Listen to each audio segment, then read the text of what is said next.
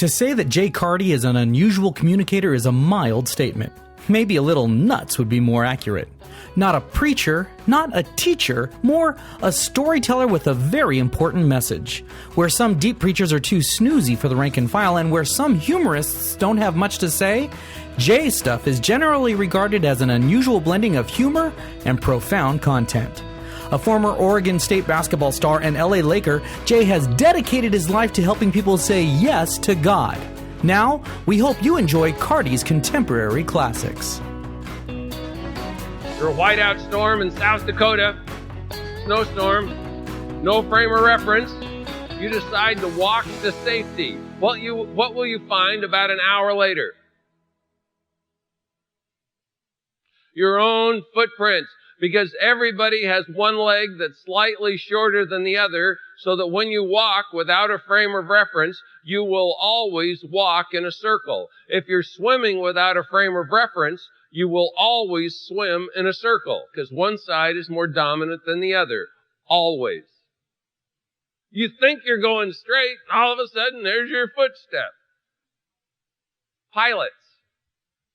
You make a private plane that doesn't have gauges in it, and you accidentally get caught in a cloud. Typical altitude, you've got less than 12 minutes to get out of the cloud before you crash. Because you'll go into a spiral, not know it, think you're level, centrifugal force duplicates the feeling of gravity, and all of a sudden, bingo, you're in the ground. You think you're level, you're not. You cannot maintain level without a reference. Do you know that? I asked a trainer of pilots, I said, when you have a dominant, decisive personality, and the pilot thinks one thing, but the gauges say another, how do you get the dominant personality to accept what the gauges say? And he says, we don't worry about that very much. They tend to weed themselves out rather quickly. With every fiber of my being, I reject the concept of hell. I do not want it to be true. It can't be true because, you see, if it is, I have loved ones who will be there and I have friends who will be there. It's too tough a concept, so I've got to come up with some mechanism to dismiss it so I can deal with the truth of the whole thing. The bottom line is, when I disagree with something God says is true, who do you think is apt to be right? Especially when Jesus spoke situationally a third more about hell than he did about love. He was the original hellfire and brimstone, turn or burn, flip or fry, change your stroke, or go down in smoke preacher. And if Jesus emphasized hell a third more than he emphasized love, don't you think that place is apt to exist? But I got to deny it because it's too tough. The cop opens, there he is, Mr. Carty, your son was just killed in a car crash. What would be my first response? There must be some mistake. Instant denial. I've had my first brush with cancer. I was moving this plant, it bumped me. And then, there was this mushy mass down underneath there. I said, do men get breast cancer? I didn't know if they did. Went to see the doctor, poked around. Oh yeah, no question about it. You got a big tumor under there. It's coming out next Friday. Well, I'm a gambler's kid. Tell me my odds. He said you got a 5% chance of it being malignant, but if it's malignant, you have a 95% chance of dying from it, because it's a big one and it would have metastasized by now. All right, I can deal with that. I'm on my way to Seattle to do a speaking thing. And I'm typing an article, Will I Be Sleepless in Seattle? I'm now confronted with my mortality for the first time in my life. I come back from that. It's following Friday. I go in to have the surgery done. And my doctor couldn't be there, some emergency. And so they assigned me a lady doctor. That's okay. I don't mind a lady doctor, but this one was clearly a feminist. because she sewed my nipple on crooked just to get even. See? So now I'm a little scary around swimming pools. You know, I kind of walk lopsided, but I spent a whole week saying, no way. Couldn't possibly. I'm too healthy. Denial. I was in denial, and I'm not talking about some river in Egypt.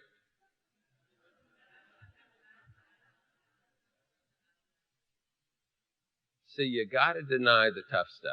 It's the only way you can cope, right? That's why we dismiss hell. Did you know 92% of the population believe in God? Only 8% of the population are atheists, and an organized 8% got religion out of our schools.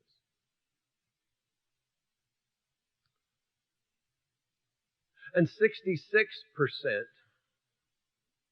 of the population believe in heaven. Did you know that? That's pretty high, isn't it? And 46% believe they're going there. Population of the United States. 53% believe in hell in some form. 4% believe they're going there. 4%. Now that's an amazingly high number. If you thought you're going to hell, wouldn't you be interested in some way to not go? And yet 4% still think they're going. But Jesus said, as we'll see tomorrow night, broad is the narrow way, and many who will go that way, and few will find the narrow way. And the word many means a great number, but you contrast it with the word few, it makes a majority out of that word. So Jesus just said a majority of folks will choose hell over heaven. 4% think they're going there. If you had to bet, and you do, who do you think's right? The feelings of the mass population or the words of Christ?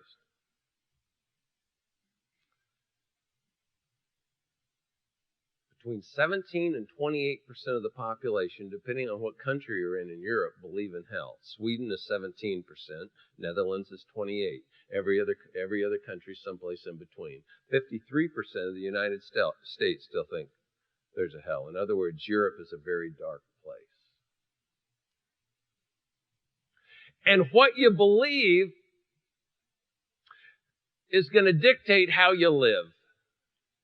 For example, if you think you just turn to dust, you'll be a fatalist. Live it up, because you're just going to cease to exist as an entity. If you believe in universalism, everyone ends up in heaven, well, then it doesn't matter how you live, right? If you believe in reincarnation, you just go around as many times as it takes to get it right. It doesn't matter how you live. If you believe in annihilation, that some people go to heaven and the rest cease to exist as an entity, then there's no downside for bad living much. Except that doesn't fit biblically, because the terms eternal for heaven and hell are the same words. And the minute you say that hell isn't eternal, you've just said that heaven's not eternal, and you've got two synonyms, kingdom of God and kingdom of heaven. Synonyms. The minute you mess with the length of time in hell, you've now messed with the eternal nature of God. So that rules out annihilation. And if you believe in the heaven and hell of the Bible, then all of a sudden, how you live your life in following Christ tends to make quite a bit of difference. You don't believe in hell, you're not going to live like Christ. You're going to live like hell. That's the way it works. And I can tell what you believe by what you do, not by what you say. Let's assume that's my house through that window, and it's 3 in the morning. Is that Carty's house? Well, of course it is. Carty's house is always out that window. Is that smoke? Well, yes, it is. Coming out of the chimney or out of the roof? I can't tell. Might be a fire. I tend to think it's the chimney. Carty's asleep. If I wake him at 3 in the morning and it's just the chimney, he'd be mad. It's probably the chimney. I'm sure he's okay. Good neighbor? You want to live next to that guy? No, how about this one? That's Carty's house. It was 3 in the morning. It's smoke, chimney, roof. Can't tell for sure. You know, Carty's in there. He's asleep. Might be the 911, fire department. Get over to Carty's house. Might be on fire. Good neighbor? Better than the other guy. How about this one? That's Carty's house. It's smoke. It's 3 in the morning. He's in there asleep for sure. His house might be on fire. 911, get over there. I'm going to go wake him up, but you get there for sure. It might be a false alarm, but I don't know for sure. And Carty's really important, so you got to get there. And I'm going to run over and make sure he's okay, but get there right away. And I run across the lawn in my tight whites, and I throw myself against the door. Dead bolted. Yeah, that hurt. Dive through the plate glass window. I'm all cut up, crawling on glass, bleeding on Carty's white wool carpet as I run up the stairs, dripping blood all the way up the stairs, hollering, Carty, Carty, get up. I think your house might be on fire. And Carty says, it's just a chimney. Is Carty mad? You bet. Until he thinks about it. Then he thinks, you know, I can fix the dent in the door. I can put in a new plate glass window, and I can clean the carpet. But where am I going to find a neighbor that's going to put it on the line for me when I might be in trouble? You know, I've got a really good neighbor. I'm sorry I got mad at you there for a second. I'm just thrilled to death that you put it on the line for me. I know you really care about me, right? Now, why do I say that? Because if you're a guest here tonight and you're hearing me, turn or burn, flip or fry, change or stroke, go down your smoke, fire and brimstone kind of preacher, now you're saying, why did my friend bring me here tonight? Do they think I might be going to hell or something? But I'm a nice person. Don't they think I'm a nice person? I mean, if they want me to hear this, they must not think I'm a nice person. They think I'm going to hell or something. And your first reaction is, why did you invite me here? I mean, I'm ticked. My house isn't on fire. And then you think about it for a second. You say, you know, they must really care about me. Wanting to make sure that I'm okay in this area.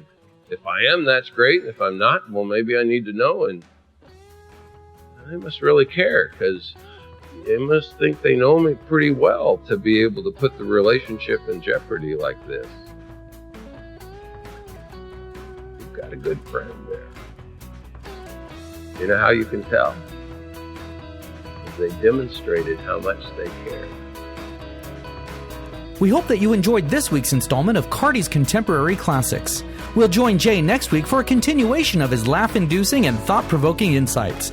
Until then, you can catch up on Jay's and many other encouraging and instructive podcasts at the E2 Media Network at www.e2medianetwork.com.